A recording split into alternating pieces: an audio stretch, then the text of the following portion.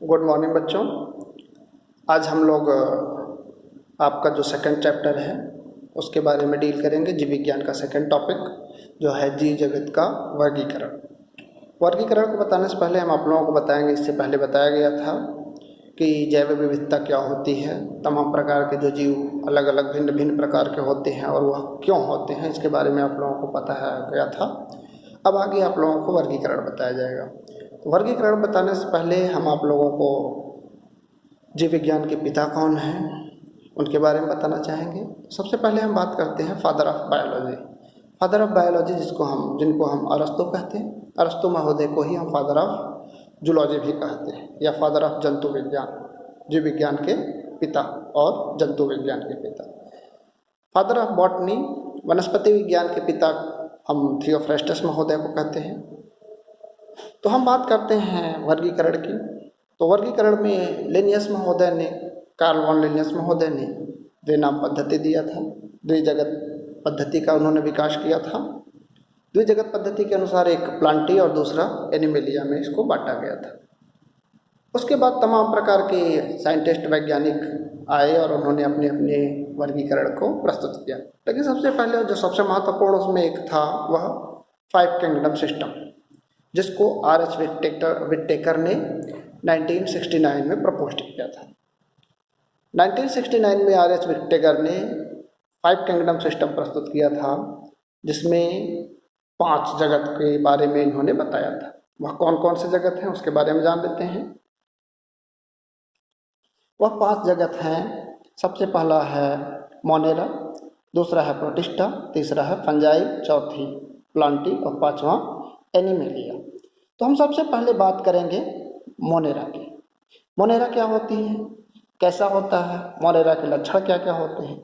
Monera में जो कोशिका के प्रकार होते हैं, सामान्य तौर पर वह प्रोकैरियोटिक कोशिकाएं होती हैं। और इसमें जो कोशिका भित्ति होती है, कोशिका भित्ति सामान्य तौर पर सेलुलोज की बनी, सेलुलोज रहित होती है, सेलुलोज इसमें नहीं होती है। एमिनो एसिड होते हैं इसकी कोशिका भित्ति में। और केंद्रक की जो झिल्ली होती है, केंद्रक झिल्ली, इसमें अनुपस्थित होता है। मतलब यह प्रोकैरियोटिक प्रकार का कोशिका होता है। कोशिकाएं, इससे पहले आप लोग 10th में पढ़े होंगे, जानते होंगे कि कोशिकाएं मुख्य रूप से 2 प्रकार की होती हैं, प्रोकैरियोटिक और यूकैरियोटिक। प्रोकैरियोटिक कोशिकाओं को हम आद्य कोशिका कहते हैं, जिसमें केंद्रक झिल्ली नहीं होती है, जिसमें मुख्य रूप से 2 ही एग्जाम्पल आपको आते हैं। कौन कौन से? बीजीए होते हैं, ब्लू ग्रेन एल्गी और बैक्टीरिया। यूकैरियोटिक कोशिकाएं जिनमें सत्य केंद्रक या वास्तविक न्यूक्लियस पाया जाता है, उनको हम यूकैरियोटिक कोशिकाएं कहते हैं।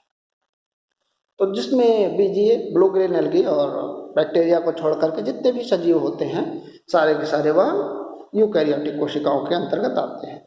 तो इसका मतलब होता है कि जो मोनेरा है वह प्रोकैरियोटिक कोशिकाएं होते हैं। इसमें जो इसकी बॉडी की संरचना होती है, शारीरिक संरचना होती है, वह कोशिकीय होती है, मतलब कोशिका लेवल की होती है। यह जीव जगत में सबसे निम्न स्तर का जीव माना जाता है। पोषण की विधि क्या होती है इसमें? पोषण की विधि होती है, यह स्वपोषी होते हैं। स्वपोषी में रसायन संश्लेषण करते हैं, कुछ प्रकाश संश्लेषी भी होते हैं और कुछ परपोषी मतलब मृत जीवी होते हैं और परजीवी भी होते हैं। प्रजनन की जो विधि होती है इसमें सामान्य प्रकार से वह संयुग्मन होती है, कोशिकाओं का संयुग्मन होता है। इसके बाद हम बात करते हैं दूसरे जगत की, तो जो है प्रोटिस्टा। अगर हम प्रोटिस्टा की बात करें तो प्रोटिस्टा मोनेरा की तुलना में विकसित जगत होता है। प्रोटिस्टा में आपकी जो कोशिकाएं होती हैं वह यूकैरियोटिक होती हैं, मतलब इनमें वेल डेवलप्ड न्यूक्लियस पाया जाता है। कोशिका भित्ति कुछ में उपस्थित रहती है, कुछ में नहीं रहती है। केंद्रक झिल्ली इनमें पाई जाती है, जो कि आप जानते हैं कि यूकैरियोटिक कोशिकाओं के मुख्य लक्षण में से आते हैं। इनकी भी जो शारीरिक संरचना होती है वह कोशिकीय प्रकार की होती है।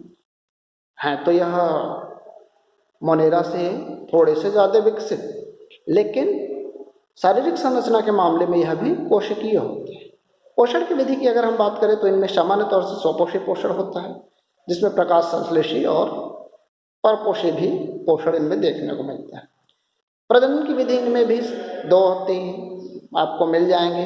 संयुग्मन होता है, इनमें युग्मक संलयन और संयुग्मन पाया जाता है। हम तीसरी बात करते हैं फंजाई। फंजाई की बात करें तो फंजाई जो होता है आपका, यह मुख्य रूप से अगर कोशिकाओं की बात करें तो मुख्य रूप से यह यूकैरियोटिक होते हैं। यूकैरियोटिक, इनमें सेलुलोज नहीं पाया जाता है।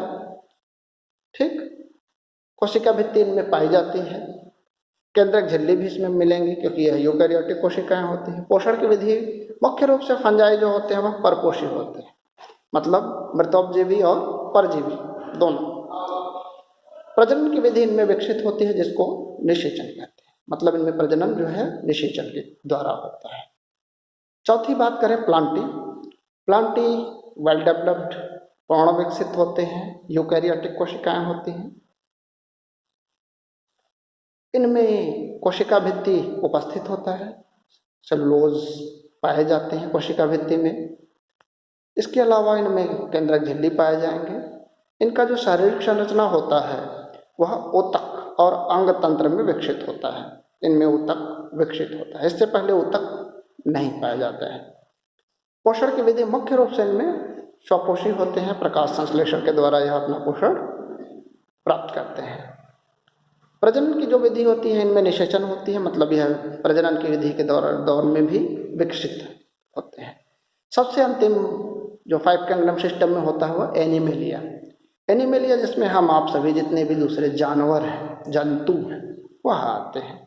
यह विकसित कोशिका वाले होते हैं, यूकैरियोटिक कोशिकाएं पाई जाती हैं और कोशिका भित्ति इनमें नहीं पाई जाती। जंतु और वनस्पति कोशिकाओं में यह मुख्य लक्षण है, मुख्य अंतर है। वनस्पति कोशिका में कोशिका भित्ति पाई जाती है और जंतु कोशिका में कोशिका भित्ति नहीं पाई जाती है। इसके अलावा पोषण की जो विधि होती है पर मुख्य रूप से यह परपोषी होते हैं। प्राणी जो होते हैं वह समभोजी होते हैं, जिसको होलोजोइक कहते हैं। मृतोपजीवी भी होते हैं, मृतपोषी भी होते हैं। इनमें जो शारीरिक संरचना होती है वह ऊतक, अंग और अंग तंत्र होते हैं। पौधों में केवल ऊतक और अंग विकसित होते हैं, विशेष अंग अलग अलग कार्यों के लिए, लेकिन इनमें अंग तंत्र विकसित होते हैं।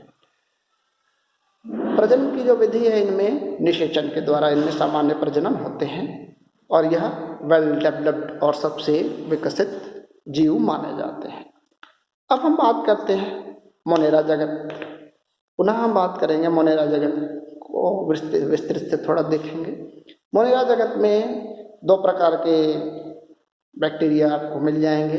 एक आद्य बैक्टीरिया। आद्य बैक्टीरिया सामान्य तौर पे बहुत ही कठिन वास स्थानों में मिलेंगे आपको, जैसे बहुत ज़्यादा हेलोफी एरिया हो, मतलब लवणीय जल, लवणीय क्षेत्र में हो, या गर्म जल के झरनों में मिलते हैं जहाँ पे तापमान 70 से लेकर 80 डिग्री सेल्सियस 75 डिग्री सेल्सियस तक हो जाते हैं। मेथनोजोइक रीजन में पाए जाते हैं। मेथनोजोइक मतलब जहाँ मीथेन गैस वगैरह बहुत ज़्यादा पाए जाते हैं।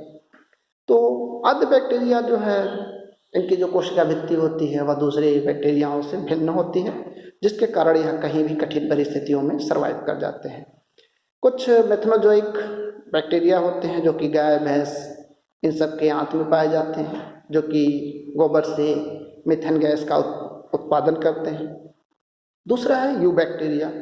यू बैक्टीरिया या कह सकते हैं वास्तविक बैक्टीरिया। इनकी कोशिका भित्ति कठोर होती है और इनमें कशाभ पाए जाते हैं, कशाभिका फ्लैजेला जिसको कहते हैं, जो कि सामान्य तौर पे मोटाइल बैक्टीरिया में पाए जाते हैं, जिसको हम चल बैक्टीरिया बोलते हैं। इनमें किसी किसी में हरित लवक भी पाया जाता है जो कि प्रकाश संश्लेषी या प्रकाश संश्लेषण का कार्य भी करते हैं। कुछ बैक्टीरिया के एग्जाम्पल हैं जैसे नॉस्टक, एनाबिना, यह सब जहाँ प्रदूषण का स्तर अधिक है वहाँ पर मिलते हैं। कुछ बैक्टीरिया होते हैं जो परपोषी हैं। परपोषी बैक्टीरिया तो बहुत अधिक मात्रा में पाए जाते हैं, बहुत ही ज़्यादा महत्वपूर्ण देखने को मिलेंगे। जो कि कई प्रकार के रोग भी उत्पन्न करते हैं, जंतुओं में, पौधों में भी और मनुष्यों में भी, जैसे कि हैजा है, टाइफाइड है, टिटेनस है, साइट्रस कैंकर है। तमाम प्रकार के साइट्रस कैंकर पौधे में बीमारी होती है, नींबू प्रजाति में। तमाम प्रकार की बीमारियां इन बैक्टीरियाओं के द्वारा उत्पन्न किए जाते हैं। इसके बाद हम बात करते हैं प्रोटिस्टा जगत की। प्रोटिस्टा जगत में अगर हम बात करें तो प्रोटिस्टा के लक्षण, मुख्य लक्षण आप लोगों को बताया ही गए थे। प्रोटिस्टा जगत को भी काइसोफाइटा, डाइनोफ्लैजिलेट और यूग्लिनाइट, इसके बाद अपवांक कवक, स्लाइम मोल्ड, इनमें बांटा जाता है। ठीक, तो क्राइजोफाइटा किसको कहते हैं? क्राइजोफाइटा के बारे में हम बात करेंगे। यह सामान्य तौर पर सुनहले शैवाल होते हैं, सुनहरे रंग के होते हैं शैवाल, जो कि स्वच्छ जल में और लवणीय जल मतलब समुद्री जल में भी पाए जाते हैं। इस डायटम के में कोशिका भित्ति साबुनदानी की तरह होती है, जैसे साबुनदानी होता है ना, उसमें छोटे छोटे छेद इस तरह के इसमें होते हैं। यह मुख्य रूप से डायटम्स वगैरह में होते हैं और डायटम्स वगैरह इनमें इस ग्रुप में आते हैं, और जहाँ यह वास करते हैं लाखों हजारों साल बाद वह जो मिट्टी हो जाती है वह डायटमी मिट्टी कहे जाते हैं। तो इस मृदा का उपयोग पॉलिश वगैरह करने में, तेल और सिरप के निस्यंदन में भी किया जाता है। दूसरा है आपका डाइनोफ्लैजिलेट। डाइनोफ्लैजिलेट क्या होता है? सामान्य तौर पर डाइनोफ्लैजिलेट जो होता है उपस्थित, इसमें जो वर्णक है वह पीले, हरे, भूरे या नीले रंग के होते हैं, या थोड़े लाल रंग के आपको दिखाई देते हैं। इनकी कोशिका भित्ति के जो बाहर का सतह है उस पर सेलुलोज की एक कड़ा पट्टी पाई जाती है, पट्टिकाएं। और सामान्य तौर पे जो डाइनोफ्लैजिलेट होते हैं उनमें दो कशाभिका पाए जाते हैं, एक लंबवत होता है, दूसरा अनुप्रस्थ होता है। जहाँ पर यह बहुत अधिक मात्रा में पाए जाते हैं वहाँ पे समुद्र का जो रंग है वह लाल दिखने लगता है। तो इतनी बड़ी संख्या में जीव जब विष पदार्थ निकालते हैं जिसके कारण वहाँ के समुद्री जीव, समुद्री मछलियाँ, ये सब मर जाते हैं। इसका कुछ उदाहरण आप जान लीजिए, जैसे कि गोनियलेक्स, यह आपका एक डाइनोफ्लैजिलेट है। तीसरा है यूग्लिनाइट। इसमें मुख्य रूप से यूग्लिना आता है। यूग्लिना के लक्षण आप जानते हैं कि यह जंतु है, लेकिन जंतु और पौधों के बीच की कड़ी के रूप में भी इसको जाना जाता है। क्यों? क्योंकि इसकी संरचना में, इसके शरीर में क्लोरोफिल भी पाया जाता है, जिसके कारण यह सूर्य के प्रकाश को लेकर के प्रकाश संश्लेषण की क्रिया भी करते हैं, जिसके कारण यह स्वपोषी भी होते हैं। सूर्य के प्रकाश की अनुपस्थिति में यह अपना भोजन परपोषी के रूप में लेते हैं। ठीक, तो इसमें जो वर्णक पाया जाता है वह उच्च पादपों में जो वर्णक पाया जाता है उसके समान होते हैं। इसका एक ही उदाहरण है, मुख्य उदाहरण है, वह है यूग्लिना। चौथा है अपवांक कवक। अपवांक कवक मतलब यह मृतजीवी, मृतपोषी प्रोटिस्टा है। यह सड़ी हुई टहनियाँ जो सड़ गल रही हैं, पत्ते और दूसरे जो जैविक पदार्थ हैं उस पर यह पाए जाते हैं। यह समूह में रहते हैं, प्लाज्मोडियम बनाते हैं जो कई फीट तक लंबी हो सकती है।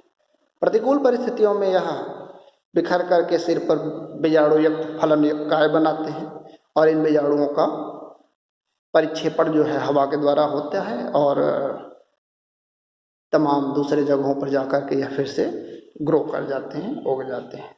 तो इस तरह था यह प्रोटिस्टा जगत। प्रोटिस्टा जगत के बारे में आप लोगों ने आज विस्तृत जानकारी ली। अब इसके बाद आप लोगों को प्रोटोजोआ में और फंजाई, प्लांटी, एनिमेलिया, इन सब के बारे में आप लोगों को, इसके बाद इसमें प्रोटोजोआ, जिसको प्रोटिस्टा में प्रोटोजोआ होता है। सभी धीधारियों में प्रोटोजोआ में आप जानते हैं तमाम अमीबा आते हैं, एंटअमीबा, हिस्टोलिटिका, एंटअमीबा, जिंजिबेलिस आते हैं। इनका भी शारीरिक स्ट्रक्चर जो होता है, शारीरिक संरचना अनिश्चित होती है। पादाभ निर्माण करते हैं जिसके द्वारा यह गति करते हैं। तमाम प्रकार की बीमारियां भी हमें यह देते हैं, जैसे एंटअमीबा जिंजिबेलिस है जिसकी वजह से डायरिया वगैरह होता है। तो यह मुख्य रूप से आप लोगों ने देखा प्रोटिस्टा के बारे में। अब इसके बाद आप लोगों को हम नेक्स्ट क्लास में फंजाई, प्लांटी और एनिमेलिया के बारे में विस्तृत जानकारी देंगे। आज के लिए इतना ही, धन्यवाद।